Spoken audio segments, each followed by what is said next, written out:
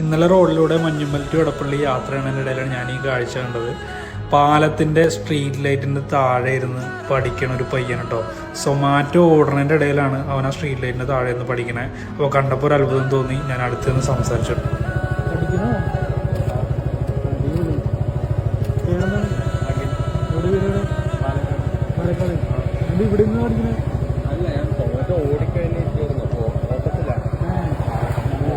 എന്തെന്നാ പഠിക്കണേ? ജർമ്മൻ പഠിക്കുന്നത്. പുറത്തൊക്കെ പോകാൻ നോക്കണോ? ഒരു വീഡിയോ എടുക്കുന്നുണ്ടാ എടുക്കണ്ടടി.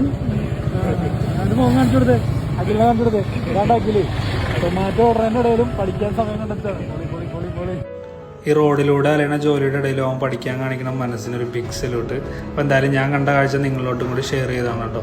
കാരണം വേറെ ഒന്നുമല്ല, നമുക്കും ഒരു ഓർമ്മപ്പെടുത്തലാണെങ്കിൽ സമയമില്ലെന്ന് പറഞ്ഞാൽ ഒന്നും മാറ്റി വെക്കേണ്ടതില്ല. അപ്പോൾ എന്തായാലും ലവ് യു ഓൾ. പാലത്തിൻ്റെ സ്ട്രീറ്റ് ലൈറ്റിൻ്റെ താഴെ ഇരുന്ന് പഠിക്കണ ഒരു പയ്യൻ കേട്ടോ. ഇതെനിക്ക് തോന്നുന്നു അഖിലൊരു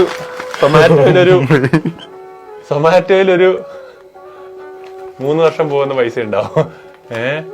ഈ പൈസ എന്ത് ചെയ്യണോ? കൈ പിടിക്ക്. അല്ലടാ, ഈ കൈ പിടിച്ചോ? അതല്ലടാ, ഇത് ഞാൻ നിന്നെ പോലെ തന്നെ പല ആളുകളുടെ വീട്ടിൽ നിന്ന് പഠിച്ച ആളാണ്. പിന്നെ ഞാനൊരു ഹോസ്റ്റൽ വാർഡനായിരുന്നു MBBS പഠിക്കുന്ന സമയത്ത്. അപ്പൊ ഞാൻ അങ്ങനെ തന്നെ പഠിച്ചു വന്നത്. അപ്പൊ എനിക്ക് കണ്ടപ്പോ നിന്നെ എനിക്ക് എന്ത് ചെയ്തു, പെട്ടെന്ന് എന്നെ റിലേറ്റ് ചെയ്യാൻ പറ്റി.